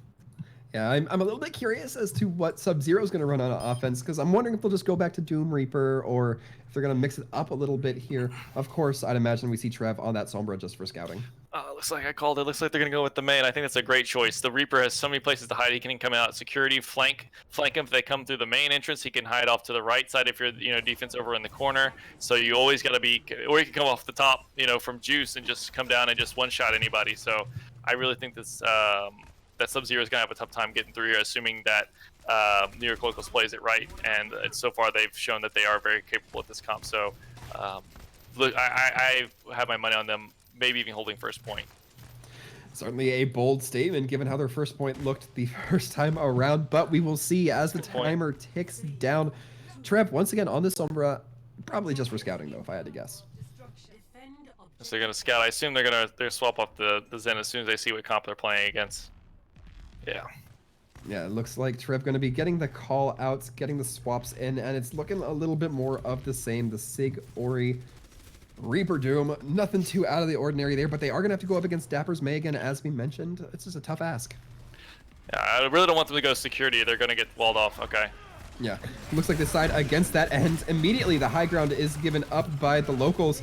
However, Greg, looking like they're going to be claiming the first kill of this game. Churro then soon to fall afterwards. And right now, it's just going to be a quick first fight ending for the side of SubZero. Yeah, New York Locals positioning is just so strong. I would really like to see SubZero take a comp that can push him off. There you go. Perfect with the Pharah. Exactly right. Yeah, so we're going to be seeing, hopefully, HK Broke use that concussion blast to get those off. They're going to be using the halt, try to get in a little bit of group damage. Doesn't seem to quite come through that far, already being a pester, and knocks most of the team off, except for the Moira. Goes to re-meet their team, and right now Coco trying to get into the face of the attackers. Not going to quite be finding it, but a lot of damage from HK Broke already coming in. 65% to the ult, however, not going to stop Churro from falling. Once again, the fight kills go in favor of the defense. Miski even getting taken down by Empathy's Coalescence at the very back end. Yeah, that's the Cole effect, right? Where you get it so fast, and you only lost one fight, but they already have a Cole advantage over you. So definitely stick with this strat for sure. The fact that you saw him come in and Coco did the same thing, reach out a flank, but he's the only one there, so he has the fade out. He doesn't get any value. So same thing again, and I think they got this fight for sure. Yeah, once again, the halt coming in, going to be netting only the tanks. No concussion blast coming in quite yet. There it goes, but it gets cut off by the Orisa shield. Nobody going to be falling because of it.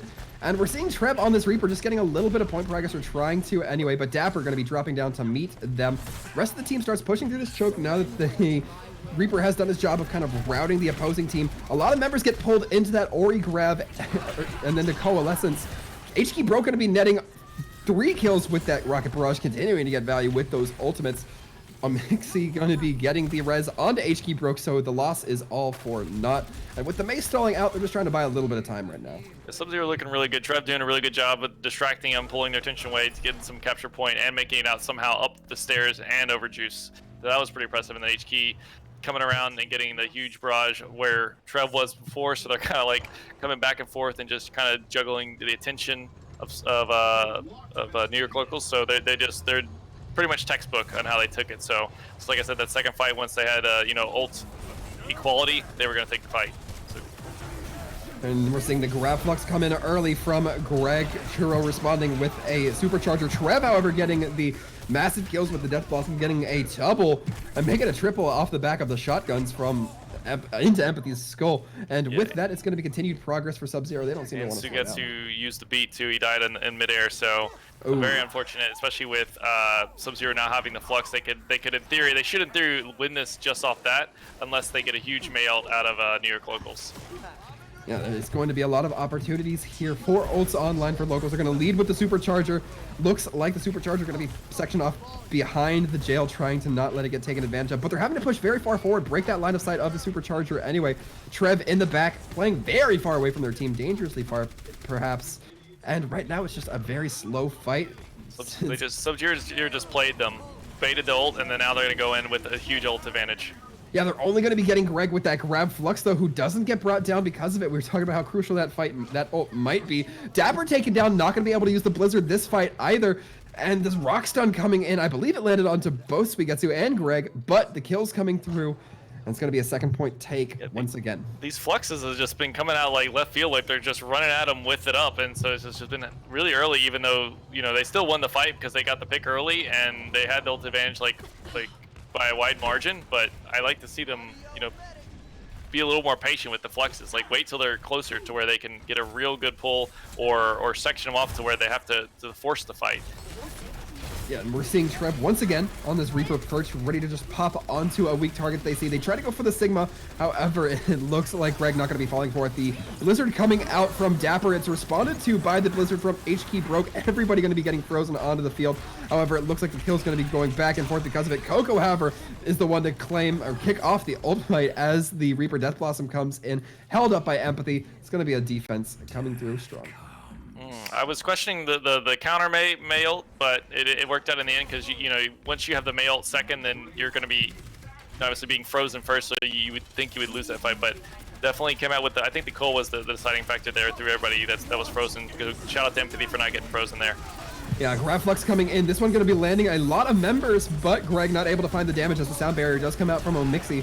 And the Dead Blossom now coming out from Trev. Trev only finds the supercharger. Dapper getting brought dangerously low, but kept alive by their supports. Going to be buying them a drink after this, I'm quite sure. The halt coming in from Churro, not netting anything. The Reaper not there to pry that damage in. And Trev just keeps getting bullied by this Lucio, keeps getting knocked away anytime they get close. Empathy taking down HK Broke. You do not want to lose that May. That's a lot of battlefield control that you lose without that May wall capacity. And right now Churro once again dropping right as it looks like the call is made for a retreat from SubZero. SubZero, throwing everything in the kitchen sink in New York Locals. They sustain only with the beat, and then they stalled the fight long enough to get the coal back. So very, very good defensive play out of New York Locals there. So they're really doing a good job of not getting caught out by the ults. I think they're adapting because they see that SubZero is really just throwing everything like willy-nilly, and it's not really coordinated as much as you would hope. Yeah, coordination is going to have to be key going forward. We're going to be seeing that HK Broke throws that Blizzard, not really netting anybody. The call. Oh, Miski, I booped him away. That was, once again, the cohesion's not quite there. It's not on the same page. Yeah, and Coco going in for the Death Blossom, Dapper cleaning up off the back of it, and Coco doing a little bit of cleanup on their own. And once again, the defense continues to push, continues to hold strong. It's like the longer that SubZero's on this map, like the more disjointed they seem to be getting. I'm not sure what's going on right now. Maybe they're getting a little bit tired after the fourth map, so that might be coming into play. Yeah, nerves or fatigue or whatever you have it. Maybe it's just been a long day for some of their players. But either way, the grab flux coming in, responded to by the sound barrier. And with that, Empathy going to be getting the first kill onto Trev. That is the DPS for the attacking team now gone. You don't like to see that. That Reaper can apply so much damage that it's so painful to lose him. That looked a lot more promising. The pull flux was really good. Everybody, the Reaper was below, right, waiting to attack whoever fell. But I guess shout out to New York Locals for targeting him down so quickly. So, but regardless, they're going to be pushed back. So in the end, it's really looking good for SubZero here. Yeah, Coco drops a little bit late into that team fight, meaning that the attacking team SubZero now going to be getting a little bit more assertive. Then Empathy dies, now Greg dies. They have not been able to catch their breath and regroup here. The cart has been continuing to make progress, and right now SubZero has a genuine opportunity. They need somebody to stall, and it's going to be the Moira, as well as the Reaper. Coco on that Reaper, but the Death Blossom coming in, zoning the cart with the damage. It's going to be enough. SubZero takes it 2-2. Oh man, well, yeah, so... Speaking of which, yeah, 2-2 is going to be the map score. So unfortunately here we don't play a tiebreaker. So we are going to end it with 2-2. But I'd rather it be 2-2 than 4-0 or 3-1. So we knew it was a close match, and definitely highlights from both teams. It was just different team. It was like the first two maps seemed a lot different than the last two as to how these teams looked. Yeah, and it's funny that we talked about it a little bit during Hollywood. We talked about how, there wasn't a whole lot of momentum from SubZero, but it seems like if you look at it on a macro level, like SubZero picked up more momentum. Really, you said it, Dorado was kind of where they got that breath.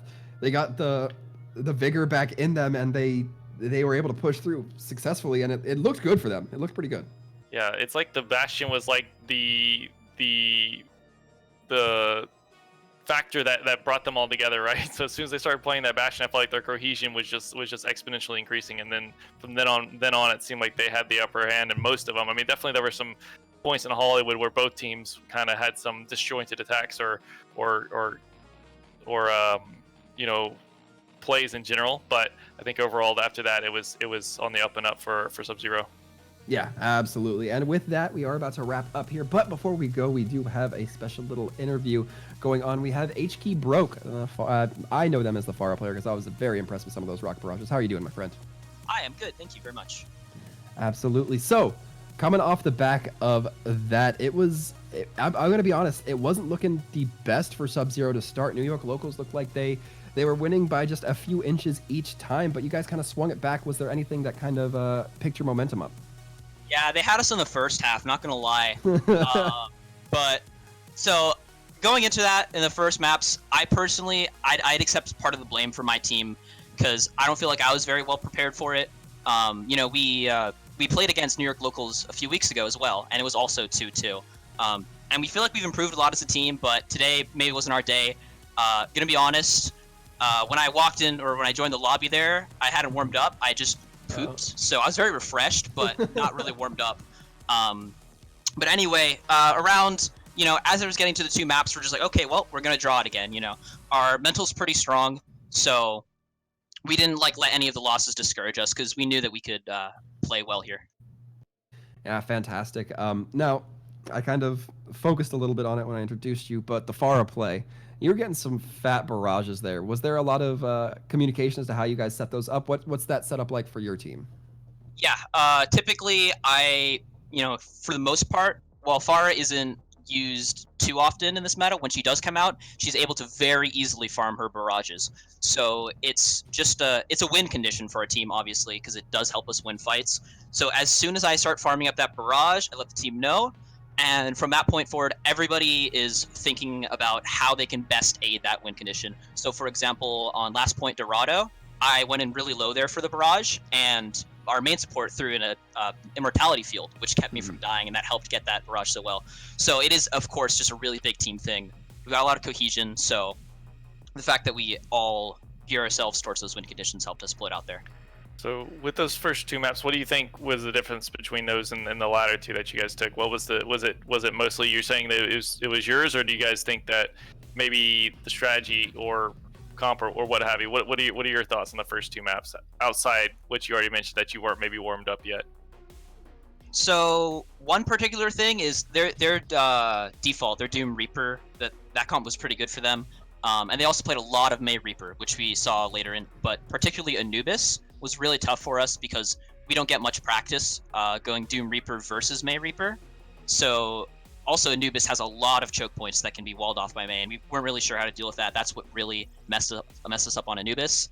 And then we saw later on map 4 that when we mirrored May Reaper, it actually worked out much better. We were actually just better than them in May Reaper too. So yeah, I was noticing that you guys, they started the May Reaper thing on Temple of Anubis, and especially when you guys were coming in the right side dark, it seemed like that little choke point they set up was working very well for them. And then later you guys countered and seemed to be playing the comp just as well, if not better than them. Do you guys have much experience on that comp? Yeah, we mostly do play Doom Reaper, and like I said, very little Doom Reaper versus May Reaper. But I have a lot of experience on May personally because I run it in a lot of our Bastion comps. So we have a lot of experience on the individual heroes, a little bit on having May Reaper as a team. So we just picked it back up. We can improvise to a certain extent with that, and it worked out for us. Gotcha. I think you're muted, actually. Yeah, Waltham, you're muted. I'm actually very muted. Thank you very much. But I was saying that I think improv is pretty beneficial there, especially since I don't know, it seemed like when you guys first came up against that May on Anubis, it was very tetchy, and then you kind of got the hang of it, or I guess when it mattered, playing with the Bastion on Dorado and all that kind of stuff. Is Dorado one of your most preferred Bastion flavored maps? And if not, what is? Yeah, I'd say Dorado. It's definitely a map where we by default start out on our Bastion comp there. Mm-hmm. Still, we're not always in it with which variations we're going for. It just depends on the feel of the match. We're always gonna be running Bastion, but it depends on whether or not how we're feeling the match, whether I go May or whether I go Pharah. And in that case, I went Pharah in the second half after I was seeing how it was going. But Dorado's definitely a Bastion map for us. All right, and the last question I have for you, I don't know about Tony, but this is just kind of a personal question. What is your favorite DPS to play out of the entire roster? Oh man, so I'd say, obviously, for me, if you were to ever look at my profile, you see I play a lot of Genji. Well, not anymore. So he's in a tough spot right now. We don't have to debate that. Although I played a lot of Genji and then he fell out of meta, and that actually ended up being a really good thing for me because I played a lot of other heroes, right? I started playing all the other projectiles much more, and I'd say Pharah as well is a really, really fun character for me. So I like Pharah as well, and I'm glad that Genji actually is a little bit out of meta. It's bittersweet because at least I get to experience another new hero that I really like. Yeah, absolutely. Yep. So for me, the last thing is, well, congrats. You guys did take the win. It was 2-2. Definitely props to you for turning it around, staying mentally in it. But do you have any shout-outs for anybody you want to thank? I want to say big shout-out to everybody who's part of SubZero who's not in the starting 6, like our coaches, our managers, because we know that when we're playing, they're also watching the stream, they're also cheering us on, and they're doing everything for us as well. Having a good management team and having good infrastructure around your roster is so important, and I just want to say thank you to all of them for being there for us. I love seeing the love getting spread forth here. But HK, I think that's about all the time we have for you here. I want to give you a big thanks for coming in, answering a few of our questions for us and all of that, my friend. But before we go, I do have one more announcement. and it's actually our viewers MVP. We told you guys at the beginning of the presentation here of the cast to go ahead and vote for any characters or any players you thought were popping off. And with that, I do have the fake envelope, the nomination envelope, as they do at all the award shows that I don't watch. But with that being said, I do have the final, or the viewers MVP ready here, and it looks like it's in fact going to be H-Key Broke. So Tony, we are standing in the presence, I guess we're sitting in the presence of an MVP here. Oh my gosh. Wow. Sign my mouse pad. You know, gonna be honest, you know, not super surprised. As expected. Yeah, thanks actually. Thank you so much for everybody who voted. It was great. It was really fun playing. And I'm very happy that you guys picked me as your MVP. Fantastic. And with that, I think we are just about ready to wrap it up. Once again, thank you, H-Key Broke, for hopping into the chat with us. And a big thank you to our teams for letting us cast these games, at least from myself and Tony personally. SubZero and New York Locals. We loved watching you guys. And I think we are about ready to sign off for your casting entertainment. I have been Sir Waltham. You can catch me on Twitch or Twitter at Sir Waltham, WALTHAM. And I've been Tony. Twitch is twitch.tv/TonyStyle, one word, TonyStyle. You might catch me on one of my monthly streams that I do. So. Relatable. Thank you. And for those here at the Overwatch All-Stars server trials, we want to give you guys a big thank you for tuning in with us. We hope to catch you next time. And remember, stay safe out there, everybody.